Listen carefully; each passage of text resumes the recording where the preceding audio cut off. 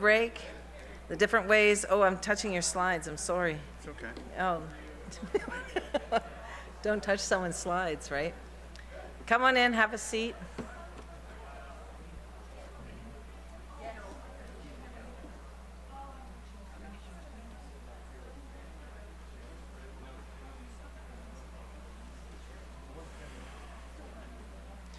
Well, welcome to this session this afternoon. Are we ready to go with online, John? You let me know. We're good? Well, welcome to those of you, again, who are in the room. Thanks for coming back. It means that it was good. And we're looking forward to our next session together. To those who are online, we welcome you to this session in our first ever East Coast Theology Summer School Week. And we're really excited to welcome today what we earlier announced as our newest appointment to the faculty as the William and Virginia Leach Associate Professor of Pastoral Psychology, and that is Dr. Glen Berry. We're delighted that he's joining us on the faculty, and we welcome him, and he comes with a wealth of experience in mental health in the Nova Scotia public health system, of experience teaching here at Acadia in both psychology and education schools. And we're just really excited about what he brings to us and what God is doing in our midst in this whole process and through Glen's presence with us. So as he begins, let's pray together. God, we're grateful once again for this day. We're grateful for the ways that you have us to learn, to hear your voice. And so as we move into another session now, we ask that you'll help us to continue in our attentiveness to what you have for us. Lord, help us in our interactions with one another, in the listening that we engage, in the ways that you touch our hearts and minds as we think and as we listen. Lord, that you would continue to make us in the likeness of Christ, full of compassion, full of courage, and willing to lean on you for all that we need. You are a good and gracious God. So we ask that for Glen as he speaks now, and we ask that you would work in him and through him, that we might encounter you afresh today. In Jesus' name we pray. Amen. Whoa. Sorry. Okay, thank you.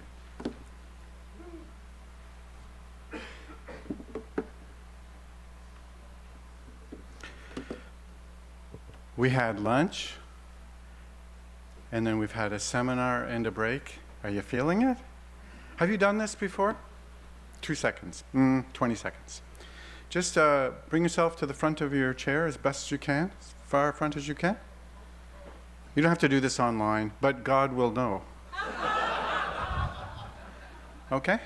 And then just want you up straight and hold your breath.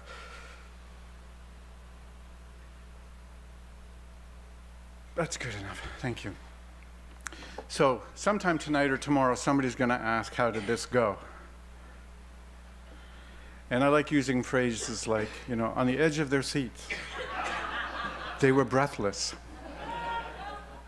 That's all I could think of. So, yeah. So, yes, self-awareness. We've heard earlier today in Wanda's seminar, but also at our lunchtime, when Peter was talking, how critically important self-awareness is for so many reasons. And we're going to talk about what some of those are today. And then I'm going to talk a little bit about what self-awareness is. Oh, I have a plan written out. Yeah. So why even bother? I have some thoughts about how we should approach self-awareness. That probably would have been better, but I have some thoughts about how to, anyway, just easier to say why even bother. So I put that there. We're going to talk about the importance of it. I want to spend a little time talking about what self-awareness is, because even as Wanda alluded to at the end of her seminar about when you're in community and you're being reflective, and it's very important how you do that reflecting. So we're going to talk a bit about that. And we're going to talk a little bit about some ways forward. What are ways that you can take an inventory of who you are on many different levels? So I can tell right now. John, can I? Okay.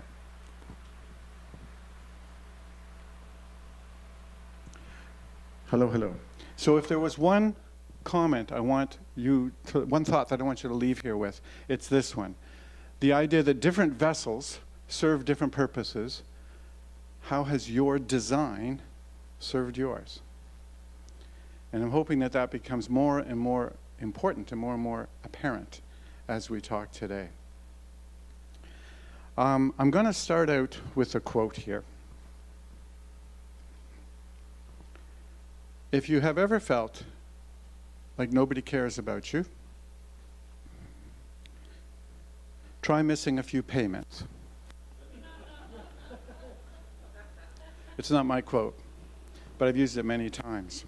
When you think about it, you can't get very far in life, day-to-day business, without really keeping track of what's in your bank account. You don't know what you can do or what you can't do. You don't know when you can do it. It depends on keeping some kind of an idea what's in that balance, right? So when we're talking about self-awareness, we're talking about this same idea of keeping a balance, but keeping a balance emotionally and also interpersonally. Oh, more levels than that, but those are the two biggest ones. So I'm going to start out with a few thoughts about why this is important. And there's some warnings. I call them warnings.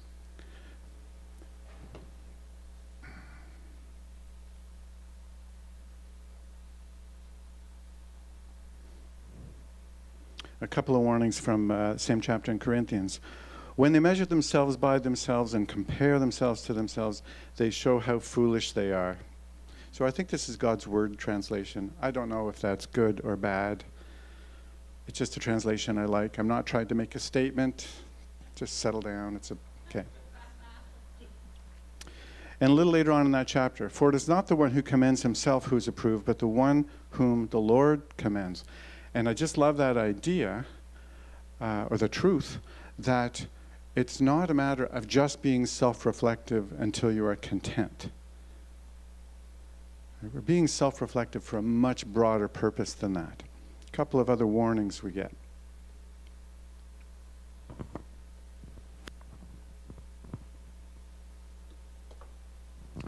A person thinks everything he does is right,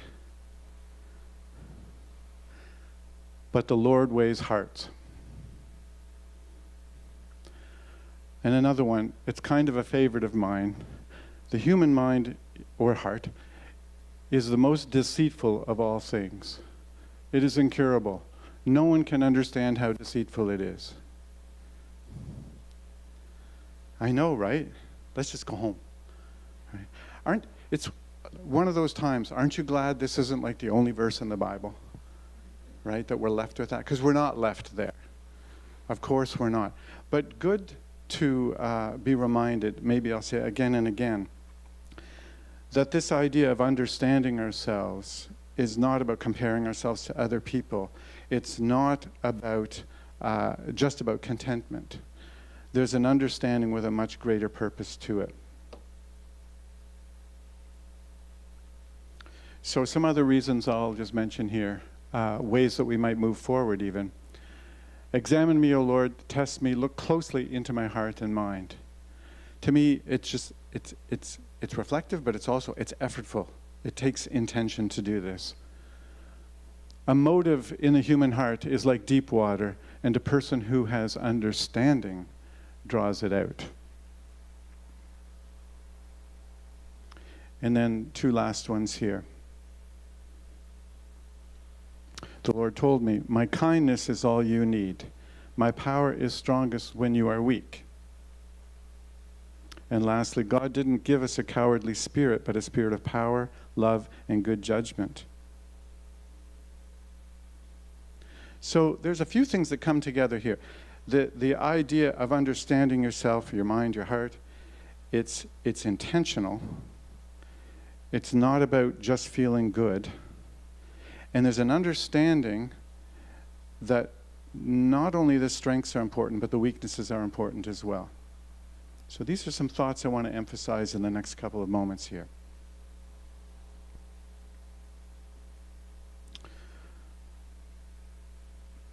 I guess this goes beyond ministry, but particularly in ministry, there are a number of challenges that we face in the world today. We face challenges in global governments changing. Even the role of government, sometimes we're not always as clear. What is actually true and what isn't true? What information do we trust around us? These are things that are challenges, more so now than before. We face challenges in our society in that the church is not trusted like it once was. What's more than that, it's mistrusted in many ways. It's mistrusted. And sad to say, for good reasons in some instances. There are also many social issues that we are struggling to navigate. Many challenges around us. Reasons that it would be really, really good to know what our stance is. What is our starting point from which we face these challenges in the world? But also, do you know Rob Nyland, pastor in St. John? I had a conversation with him. I should have put his name up. I had a conversation with him, let's say it was in the winter, and he was listing off a bunch of these things. And I loved how he worded, so I'm giving him full credit here, of the things in the world, things from outside of us that can be challenging to us, but also we face challenges within us. We face challenges within us, sometimes from our background, sometimes the way we see ourselves, sometimes the way we think other people see us. And that's a lens through which we look at the world, and I'm going to talk more about that very soon. So if I'm summing up a few things, with self-awareness, you go to heaven. No. With self-awareness, you're following your calling. You have better recognition. There we are. You have better recognition of God's power in your life. Clearly more resilience. And for many of us, it also includes healing as well. So self-awareness is a process through which we have these things in our lives. And without that self-awareness, the dangers, the warnings we get include not always understanding our motives clearly, not always understanding why we're doing what we're doing. And you might remember how deceitful the heart can be, how good we are at rationalizing things. You will also not, as a pastoral carer, you will not be as good at what you do. If you can't, as we heard earlier today, that Peter was mentioning, if you don't have a good way of listening to yourself, even as you are actively or radically listening to other people, you're not going to be very effective. And then again, you're going to be far more prone to burnout, prone to moral failures, happen all over the place, all over the place. They happen all over the place with good people. And also robbed of joy. This will become clearer, I hope. My intention is that. So we have a few thoughts in how we're going to approach this. The idea here is not just that we lay ourselves bare before God. We do that. And maybe before a few trusted people. But we do that with the understanding that we are God's creatures, that we are God's children, that we are fearfully and wonderfully made. And I know many, many, many, many, many, many people that believe this, but don't quite feel it. Don't quite feel that they're fearfully and wonderfully made. But we are, and it's a truth we can hold on to. As we are understanding more about ourselves, we can trust we were made in a certain way, on purpose.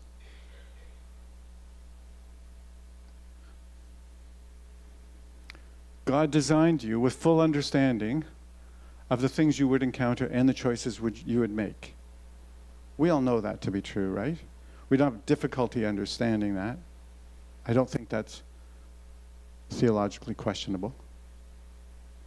I'm looking at you, Danny. I'm good? Okay. Yeah. So we can trust these things. We can trust that we were fearfully and wonderfully made. We can trust that God designed us with purpose, knowing what we're like, and knowing the choices we would make, and knowing what we would encounter, the things that would happen to us.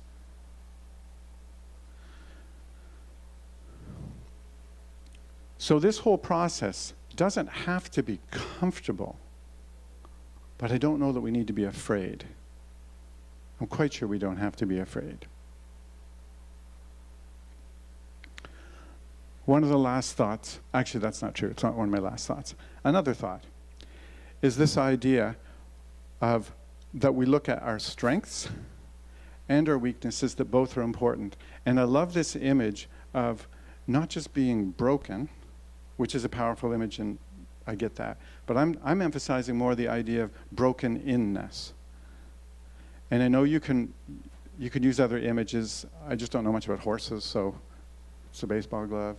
But the idea that a baseball glove is far more useful once it's broken in. It doesn't look as good as it did when it was brand new, not as shiny. It's scuffed up, but it works really well.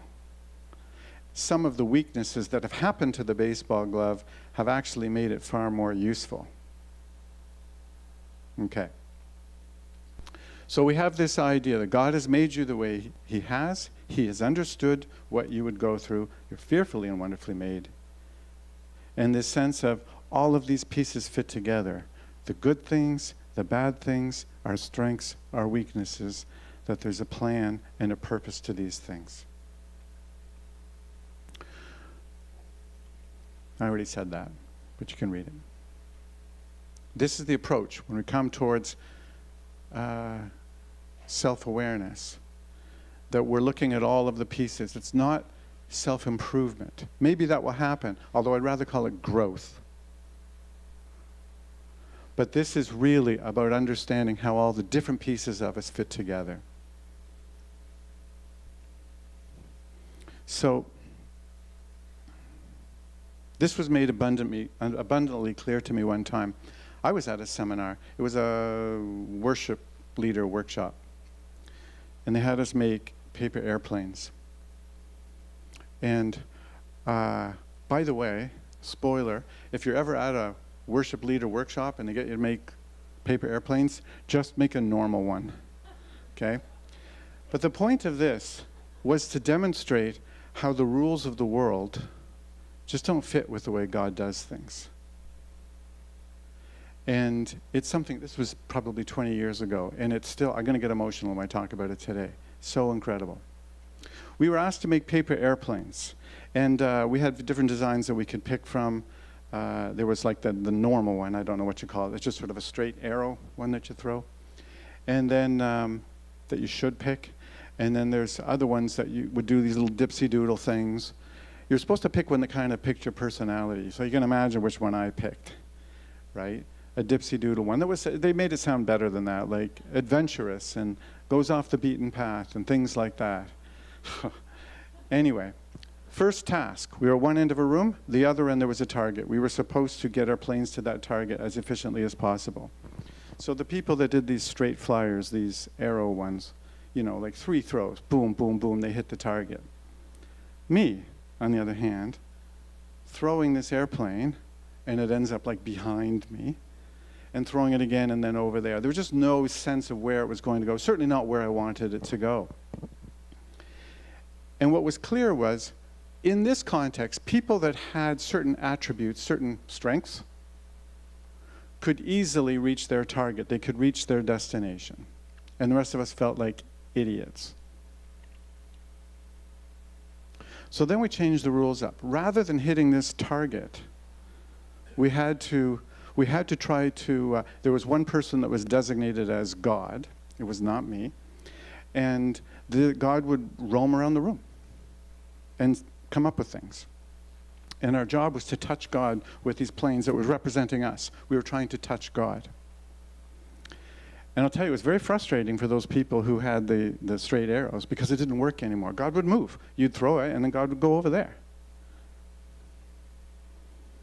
It was even more frustrating for me than before because I didn't know where I was headed anyway, and I couldn't anticipate where God was going. It was getting painfully frustrating. And then other things would happen, like you'd throw your plane and the lights would go out. And I had no clue where I was. You know, it's an analogy for many of us in life, right? But then something else happened.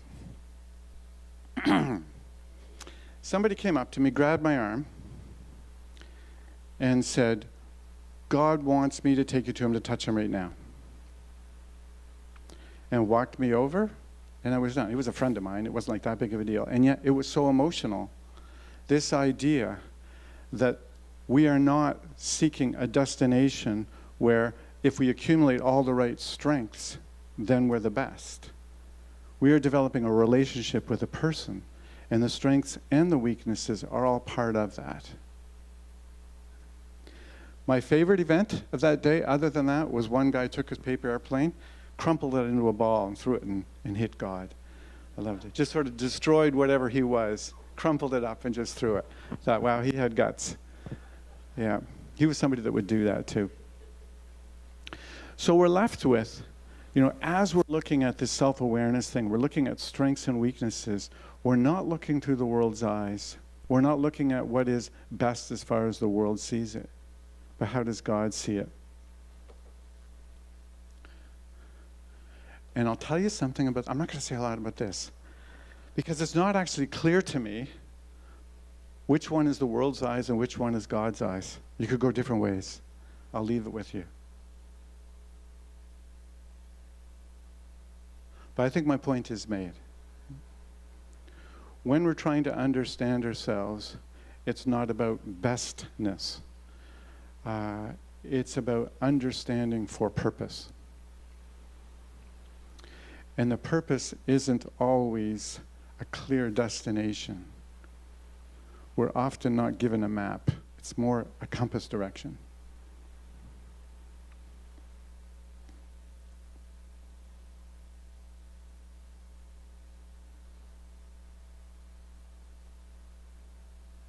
Yeah, we're good. So, what is it? What is self-awareness? I want to go through a few things that it's going to encompass. Some of these things Wanda had touched on already, that we realize when we're trying to understand ourselves, there's many levels to that, and that they're all interconnected. So we focus a lot on our spiritual selves in this context, and rightly so. But we need to consider who we are emotionally. It's not completely separate, but they're not exactly the same thing. We also focus on how we're doing physically. It could be health, well-being that way. It could be injuries. It could be illness, fatigue, perhaps energy. And then we also can focus on how we're doing interpersonally, socially. And really, any one of these can affect the others. So when we take stock of who we are, we take stock of ourselves on each of these different levels. I'm trying to cite somebody here. I can't remember who it was that said it, but I'm sure he didn't make it up, so it doesn't matter. But years ago, somebody was explaining this to me with the idea of, think about an animal with 4 legs, and these are the 4 legs, right? And you might get away if one of them is a bit impaired. It'll be really hard, but you're not going to get very far if more than one was. Right? So we consider how, anything that is incomplete or hurting or frail on any one of these levels, it's going to have an effect on all the other levels as well.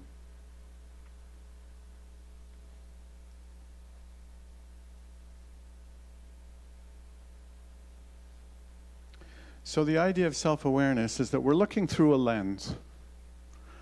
And what are the things that we have learned through life? I don't necessarily mean we've learned intentionally, but sort of like ideas and beliefs that we've kind of accumulated through life. What are the things that we have learned through life that affects the way we see ourselves, the way we see other people, the world around us, and how we see God?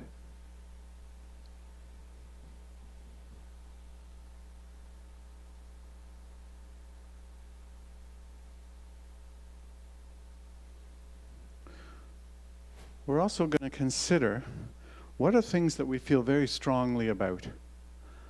What are values that we have that we feel very, very strongly about? I'm not even asking you to challenge those values. I'm not asking you to change them. But I am asking you to pay attention to what they are. What are the things that you feel very strongly about? And listen, we can all serve the same Lord and have very different values. And it's something you might read about very soon, actually, this idea about how we fit together as a puzzle. The idea of being parts of a body, we fit together as parts of a puzzle. And the different values that we have fit together, and the different views we have fit together. Our different strengths and weaknesses fit together like puzzle pieces.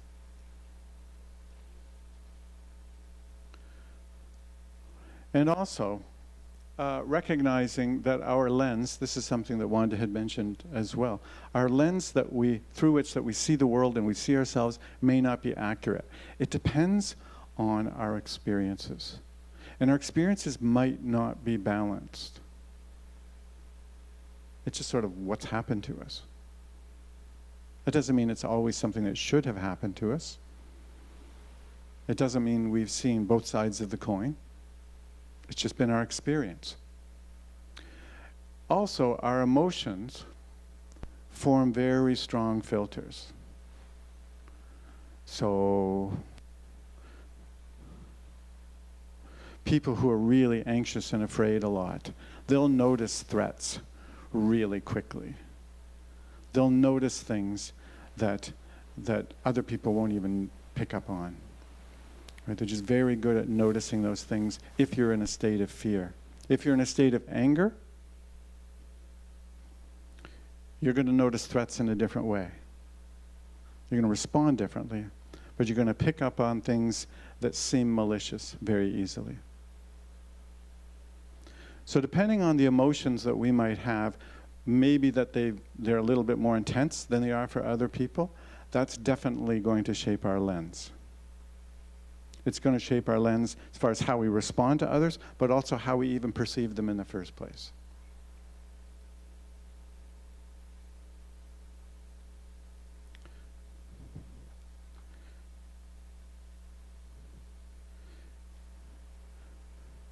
I taught 3 classes this year, and I think in every one of them we did this exercise. And so I don't know if any of my students are here. Sorry if you're sick of this. But when we are talking about self-awareness, you need to understand the context that you come from. When you're trying to understand what things have influenced the way you see the world and yourself, you need to understand your context. And this might be aspects of your history that include your family context, what you've grown up in. I don't just mean like birth order or something like that. I'm talking about how you got along. What were some of the rules? They could be simple things, right? They can be simple things like how expressive you are. Part of my family was French. Another part of my family was Sicilian. And there were very different rules at the table. Very different rules. You had to be very understated if you wanted, say, the salt. In one, I won't name them, but in one of those contexts. In the other one, you needed to ask for the salt as though World War III was happening, or else it wasn't important enough. And there is something about the way you conduct yourself with other people. There's just sort of unwritten expectations that what you are used to, that we've learned, we've been taught, what's important. What's the important way to talk to other people? What's the way to value other people? Which is great, but they may not know that language. They might speak a whole other different language. And I'm going to make a marriage comment here. But isn't that the way, right? That you speak a certain language and you are, God approved it, connected with another person that speaks a totally different language, and all the things that you do to build somebody up and that would build you up are exactly the things that make the other person feel terrible. Isn't that just normal? I think it is one of those jokes that God plays on us. But family, one thing we need to consider. I'll get back on track here. Our culture. our culture can have something to do with, we can talk about ethnicity, we can talk about race, we can also talk a little bit about geography as well. There is a different culture on the East Coast than there is on the West Coast. There is a different culture in Ontario, a different one in Quebec. There's a different culture in different parts of Nova Scotia. Right? How urban you are, how rural you are, the things that are considered important, the way that you would treat another person. Parts of my life I spent back and forth from Toronto and the Valley and a little bit in St. John. And it was an amazing thing. Like you could travel back like one day to the next sometimes. That you could be downtown St. John and people would be walking by you and they say, hello, or good day, or good day, my dear. Is that right? Okay. You don't do that in Toronto. You will get beat up, like quickly, right? Even geographically, the expectations, the social expectations, the way that you interact with other people, important to know. So we talk about family, culture, gender, race. And with race, I'm thinking not just your own experience, but I'm thinking about the race that you are a part of. And what message does that send to the rest of society around you? Talked about geography, socioeconomic status. I'm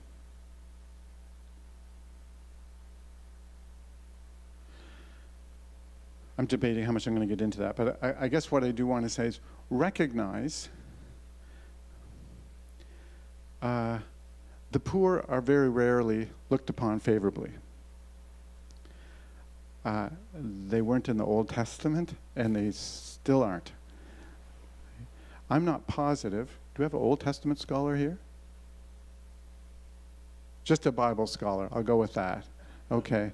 Is there not some connection between the poor, which also means the afflicted and unclean? Is there not some kind of a parallel there somewhere? Could be if you stretch it. If I ask you to squint really hard. It is the way we treat people these days, though. And if you grow up in that environment, there is a sense that the world is hostile to you. If you're not white in Nova Scotia, there is a real sense that the world may be hostile to you, may not be friendly to you at all. So how you approach the world, how you see yourself, these are the factors that you want to be considering. We want to be looking at some patterns as we look at these things.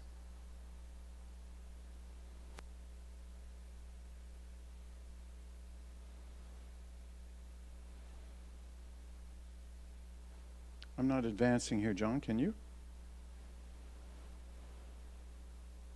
Thank you. So some other things we're going to look at. Significant life events. Consider traumas that have happened.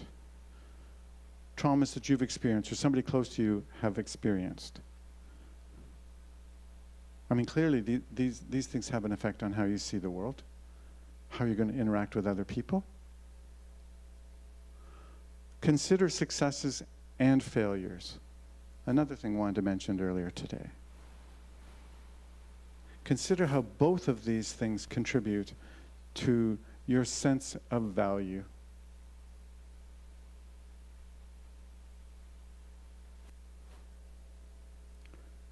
And I just added in the end there, the wrongs we have done and the wrongs done to us. That's a line from a great song. I just really like it, so I put that in there.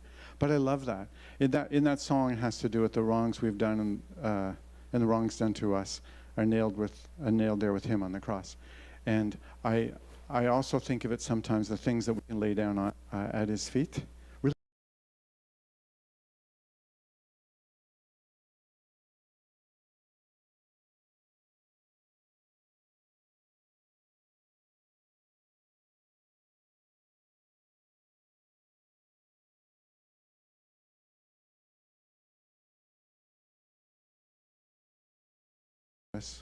or that we've been through, or that we've done. and maybe consider what some of these lasting patterns might be.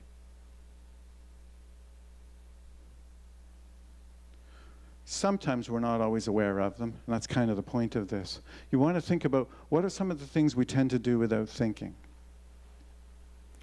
And I'm not talking about which way you put the toilet paper on or something like that. I mean, what are things that you do without thinking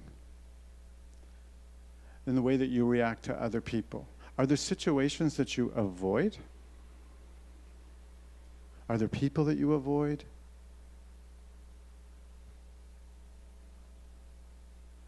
What are things that make you really defensive? Maybe harken back to what are some of those strong values that you have.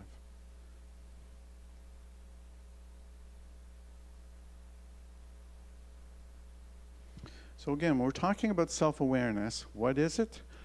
We're talking about doing an inventory of who you are.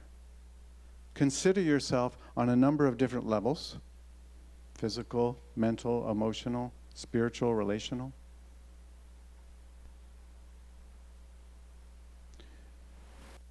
Think about the context and the life trajectory you have. What are the things that stand out?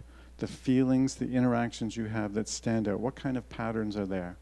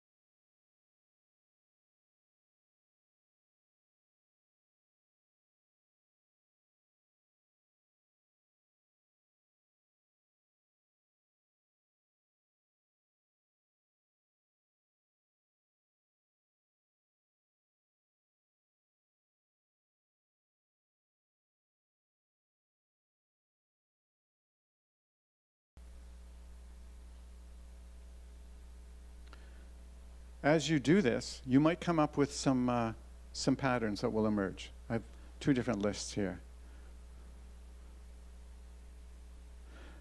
Some of these things can easily get in the way.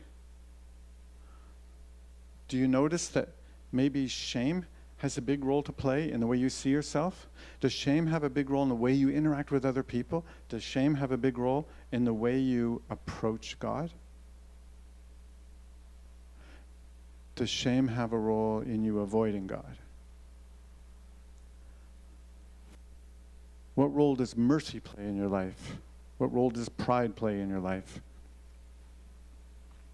I've talked about being defensive. I didn't mention trust. This is not an exhaustive list. These are examples. Patience, aggression. Consider what are some of the emotional themes that seem to be playing a role. The way you see yourself, the way you see others.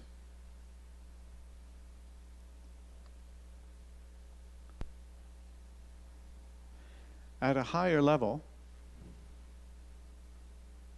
what you can do is get an understanding of what are the things that build you up and what are the things that tear you down. So there was a book written, I don't remember the name, the 5 languages of love. There's more than 5. The 5 love languages by that person who wrote it. Yeah. Chapman? Thank you. Okay, comes to mind. I'm not selling his book, it's okay. But I like the idea that there's different ways that we are built up, depending on our design. depending on our experiences.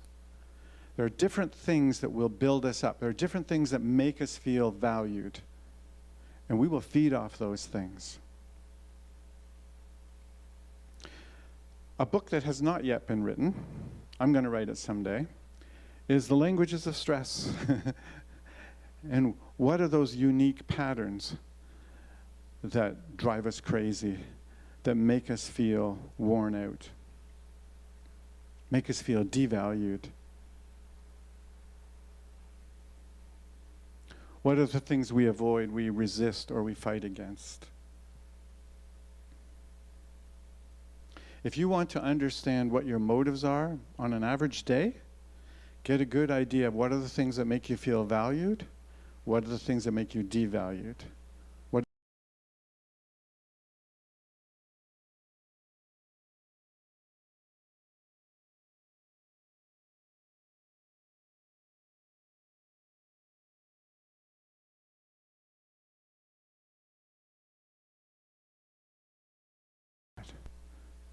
happens a lot.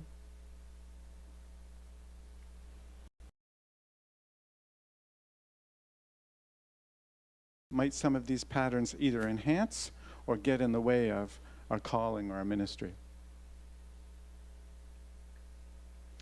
I think some of them are easier to see than others. People who are living in shame, you could see how that, or defense, you could see how that's going to interfere with the way that they're going to interact with other people. How quickly anger could come in. How much people will only listen so much, not really understanding the other person, certainly not understanding yourself. You might not always understand how having a lot of success in your life can also do the same thing. But it can. So it's worth spending the time thinking through a little bit about how might some of these patterns be enhancing what my calling is. How might some of these things be interfering?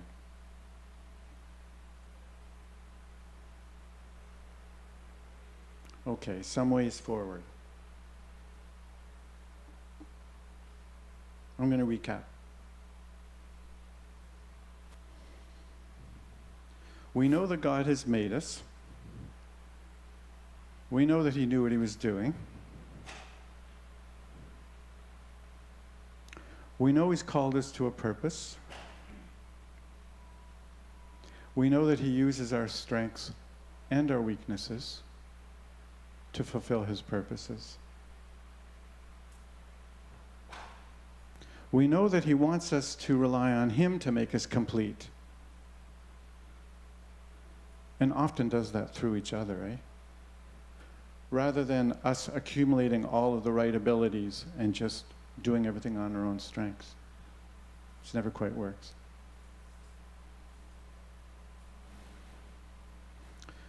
So to get an idea of how our design fits into our calling, we need to do that kind of an inventory. Our context, our trajectory, all the different aspects of who we are. We need to consider, what is that bank account balance for us physically, emotionally, spiritually? So this is going to involve not just doing that inventory, but also thinking, who might you involve to do this? Remember how deceitful your heart is? How much we rationalize? How much we don't even listen to ourselves, let alone listen to other people? Who might you involve? So there's lots of options. We know it has to involve you. We know it has to involve God. Are there family members you would trust? Are there close friends that you would trust? What are the questions that you need to ask them about yourself?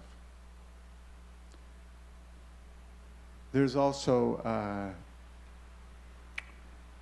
other pastors, pastoral leaders, spiritual directors, counselors, therapists, depending on what the need for healing might be.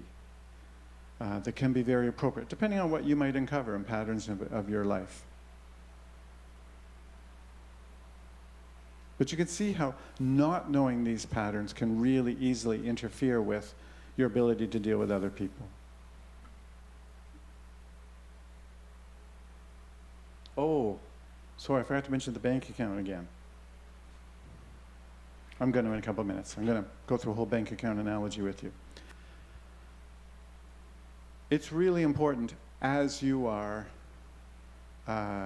reviewing your life, the different aspects of who you are, and again, not with trepidation. Remember, you are fearfully and wonderfully made. Take stock, like that bank account.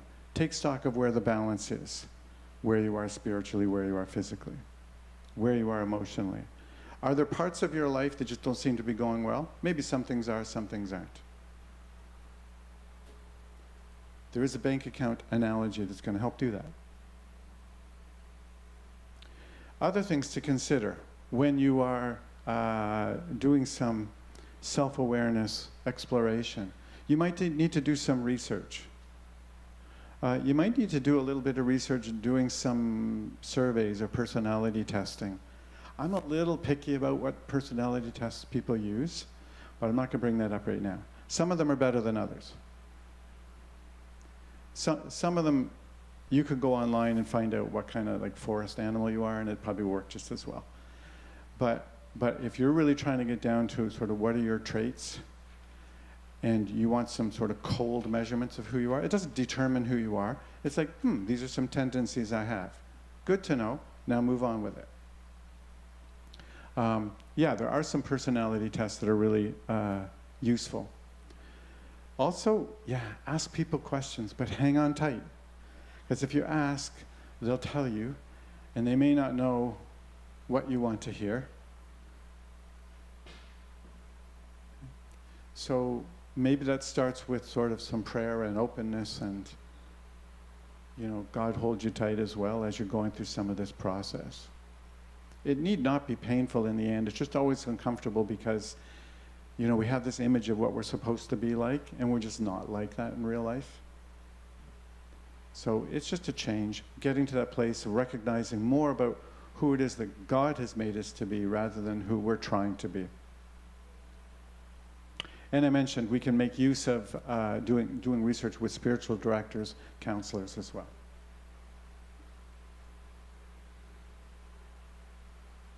Okay. This is you. This is a bank account. It's hard to find a picture of a bank account. I know that this is a thermometer, but it has the balance idea, okay? So, anyway, the idea here is that we're trying to take stock of what your balance is. So we can talk emotionally here, but you could do this spiritually, physically, all of these things together. And the idea is that bottom line there, that's a danger line. Because if you go below that line, you are overdrawn. There's another word for that, but you're overdrawn. Being overdrawn is a bad place to be. If we're talking about our emotions, we're talking about who we are as people. Right? What kinds of things happen when you're overdrawn? You don't have to even be overdrawn. You just have to get close to being overdrawn. Sleep is not as good. Your appetite's not as good. Dealing with people, you will not be good at that. Concentrating won't be as good. Clearly balancing your emotions, no. That's a very dark line to cross. And if you think about it as a bank account, it's a dark line because once you go below that line, well, you're now in debt. And to get back up above that line, you also owe interest. So it's very hard to get back up above that overdrawn line. So you want to heed whatever warning signs you might be before you get to that.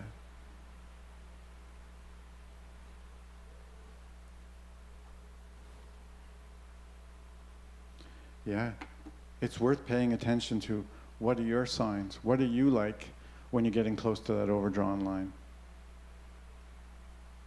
This might be that one of the times you ask those dangerous questions to people who love you.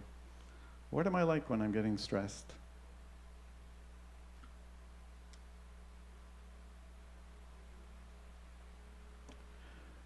So the next thing you take stock of, Or what are the withdrawals that are being made out of you? What are the demands that are being made from outside of us? Maybe it's work.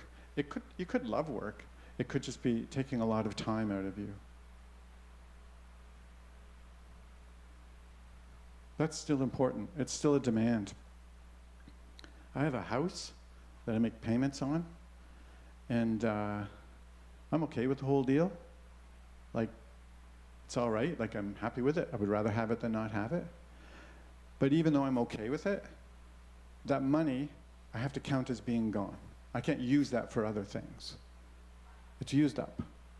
So even things that we can be happy about, if it's a demand on us, we put it on that list. It's something that takes energy out of us, emotional energy out of us. Sometimes, as we've mentioned, these demands come from within us. Things like, I'm not good enough. I have to try harder. I wonder what they think of me. I'm a failure.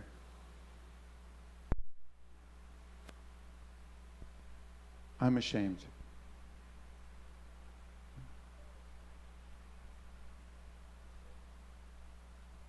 I'm useful to God when I do everything right.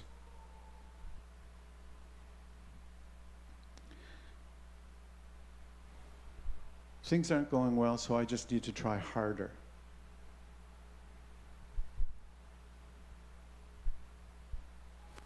And as Wanda mentioned in her seminar, there are many church systems that put demands on pastoral leaders to do everything all the time. There's an expectation for that. And we can adopt that ourselves, that we aren't really serving if we say no to somebody. We aren't really doing our calling if we put somebody off. So these withdrawals can be circumstances, they can be situations we face, they can be other people. It can be other people that take something out of us. But they can also be those pressures that we put on ourselves. And if you did that inventory, you could probably even see why you put that pressure on yourself. But these are things that take something out of you and lowers that bank account level. So what do we do on the other side? We come up with deposits. What are things that build you up? Pay attention to your love languages. What are the things that when you engage in these activities or with these people, you feel valued, you feel built up?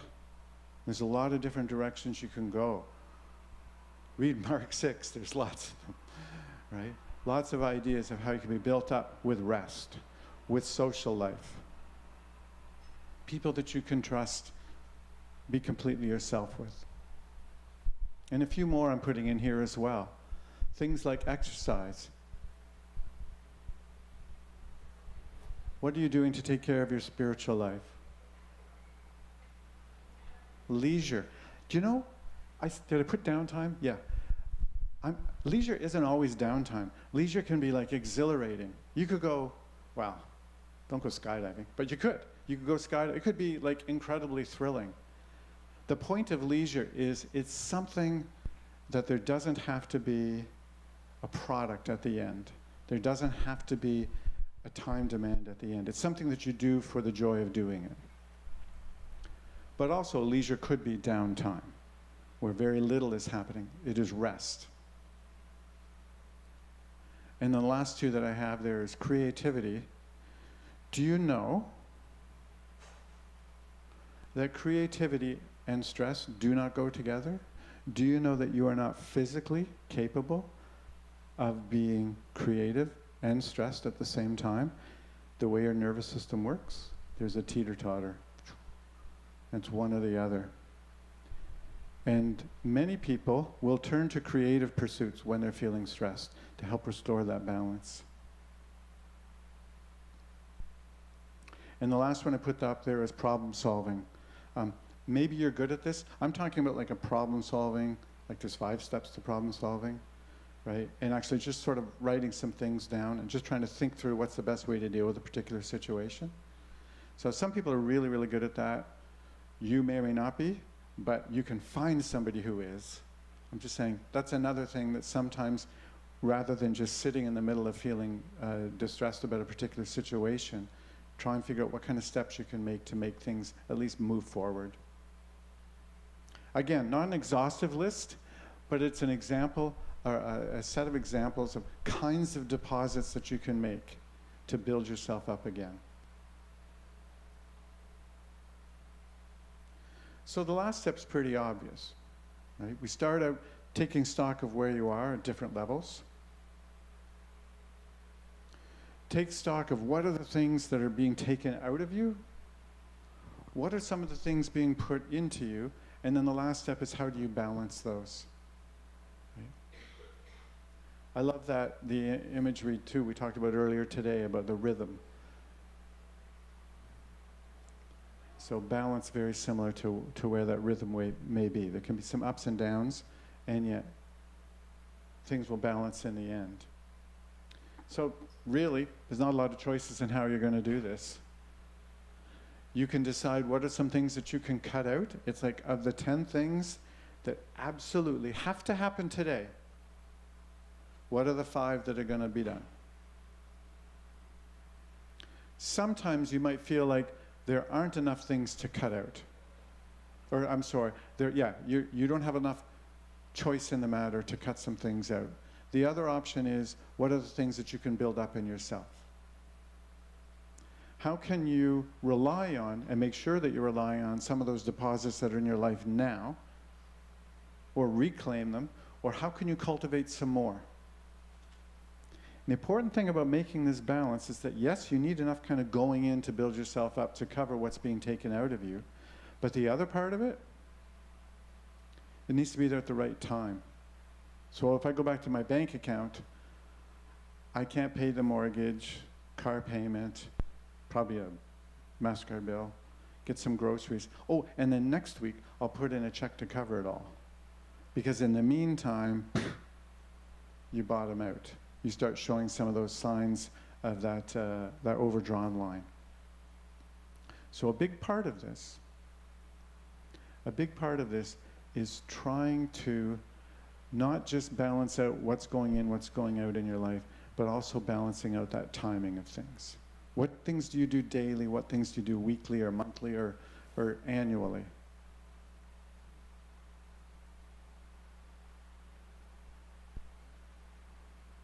So, coming full circle again, we're talking about self-awareness. There are some of these things you do mostly once. An inventory and get a good understanding of who you are. But then this bank account idea of taking stock of how you're doing, again, spiritually, physically, emotionally, that's something you do regularly. That part's an ongoing thing. You might pick a couple of times a year that are significant that you're going to just take stock. You might do once a season.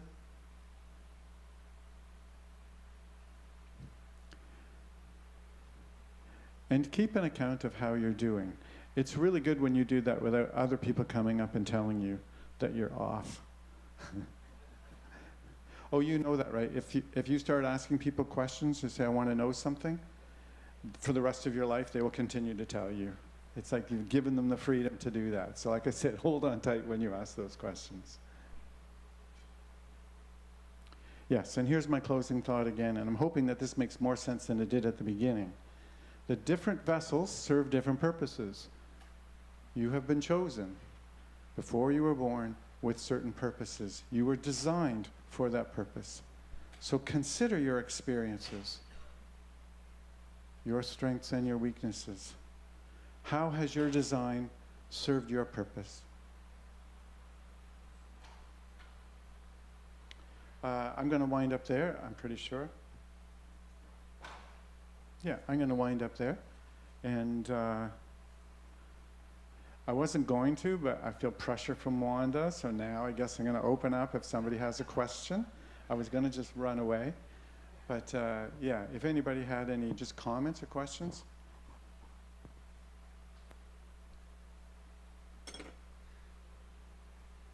We have a question from online.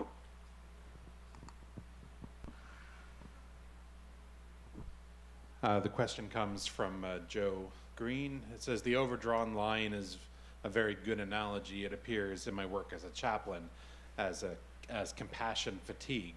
Are there other ways it might be manifest? Other than compassion fatigue? First of all, hi, Joe.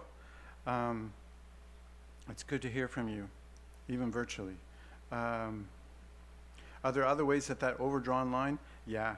I think it's different for every person. So again, in that specific instance, beyond the idea of your sleep, your appetite, your sort of daily rhythms, we're also considering the degree to which your emotional patterns too, the degree to which, like, do you snap at other people?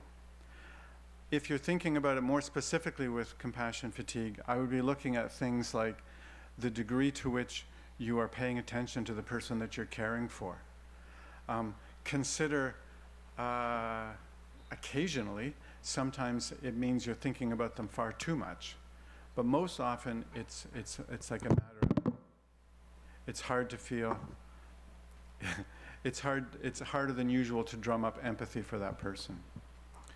And sometimes it's harder to remember what they've said because your concentration isn't going to be as good as well.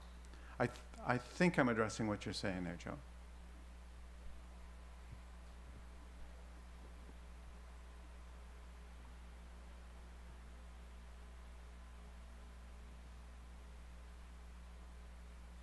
Oh, I guess the other thing is, it goes back to that idea, more generally, beyond compassion fatigue, is that idea of consider what things that you were avoiding or that you feel like you need to fight against.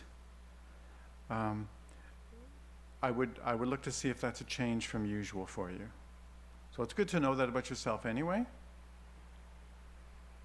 but also if that's something that you've noticed is a change from your usual baseline.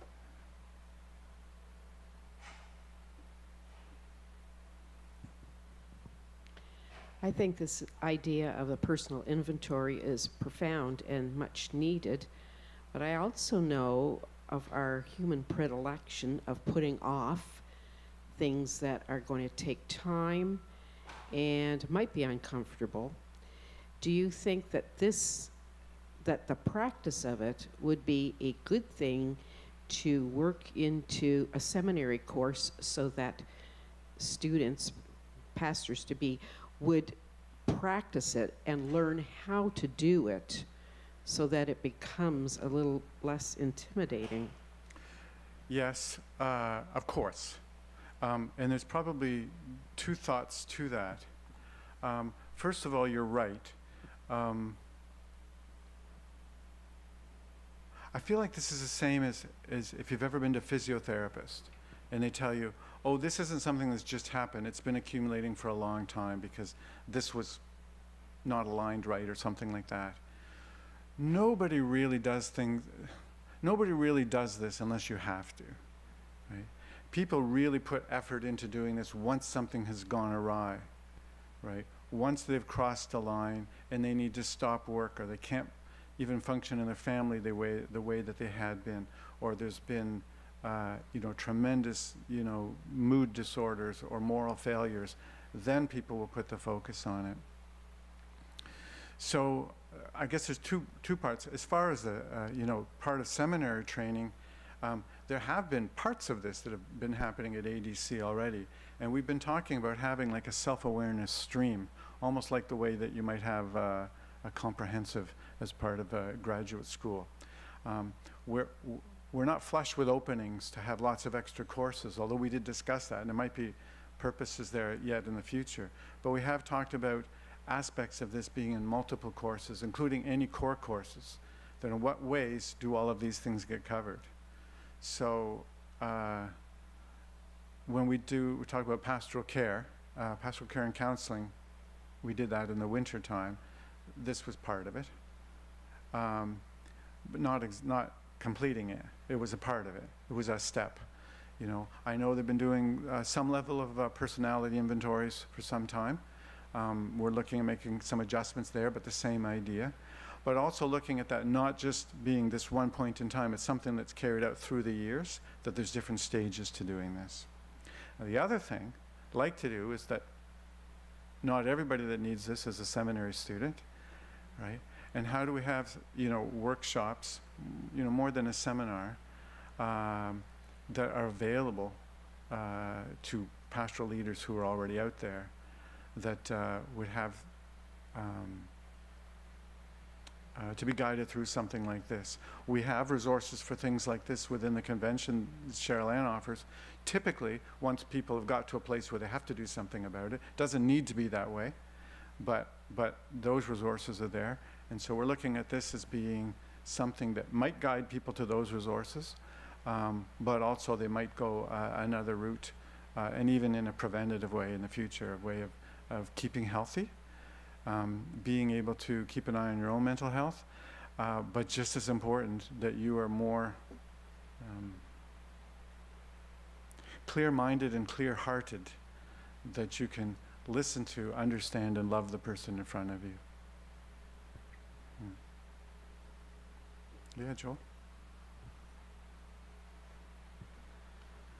Really appreciate this. I have a question around, and maybe it's expanding out beyond it, but the corporate and collective ability to raise awareness. So we're thinking not only for pastoral leaders, but also for congregations. Yes. How can we increase our self-awareness of all those interconnections that we have as a collective, Yeah. both in terms of local congregation, but also even more broadly across Atlantic Canada? That's a huge path for the future. Is that something to do with you? So, yeah, I don't have a map for that. Part of the reason is that I think it's different for each individual body for how that functions. And so, going through a process of that, yeah, I think that's something that needs to be developed. As far as what's a process that you could easily pass out to people that they could follow is yet to, at least I'm not aware of one that's already there to do in a group setting that way. I know of some that, forgive me, that are marketed really well that I think are more like Mickey Mouse, like they're not, I don't think that, it looks good, but I don't think it's really in depth, or it's not really profound enough to matter. Usually the only times I've seen a congregation go through things like that again is when something bad has happened and there's some kind of mediation that's going on. And who was I talking today about? Harry, I think we were talking a little bit about, it's just not uncommon for a lot of difficult situations to be because people's personality and they just don't understand themselves enough to be able to understand the other person, and conflict comes from that. So, yeah, that's really a comment, not an answer. But yes, that's something that I think not only needs to be developed, but developed in a way that can be passed out to people. Yeah. That was one thing I didn't mention there today too. Just the idea of understanding your identity in your current context also means in the community that you're in. But I said it, I just didn't emphasize it. So there, it's been emphasized. Yeah. One last one, Cheryl Ann, the doozy. What is life? Yeah. I was thinking that the role that relationships play in our self-awareness, and are there ways in which we can help others to help us in our self-awareness? To help others help us? Mm-hmm. So people that we have relationships with to help us. First of all, I wouldn't rely on one person, right? And I would hearken back to what Wanda said earlier about you want a good mirror, somebody to be reflective of. So if it's a healthy relationship, that's one in which there is give and take. Not just give and not just take. And if it is healthy that way, then I think you can ask, I'm almost going to say those fierce questions, about where it's at. To help people to do that, I think if they just understand the context of what you're doing, why you're doing this, I don't really have a comment on whether that should go both ways, meaning you each help each other. I think at some level you can, and I think sometimes if things are getting really deep or painful, there's value in that going in one direction, and that's sometimes when you might seek, spiritual direction or counseling for something like that. Thank you. Yeah.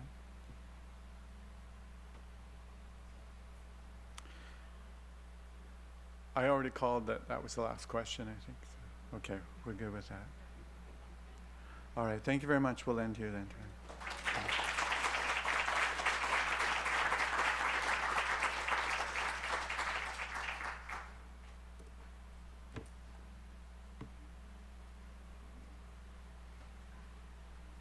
Thanks so much, Glenn. Off to a great start. We have so much to think about and to process, and yeah, be careful who you give permission to, right?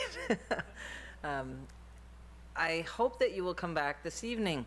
If you are online and you'd like to join us on site, feel free to do that if you're not too far away.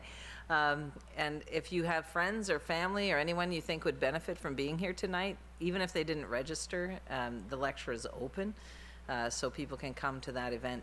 And we hope that you will. We will welcome Jonathan Wilson Hartgrove, who will be talking about Christianity and the common good. Tonight it is the challenge of white Christian nationalism. So that's going to be feisty. And so you don't want to miss that. But go and be refreshed and put something into the bank account, some food, some rest, some good conversation, and we'll welcome you back this evening. So blessings on you. We'll see you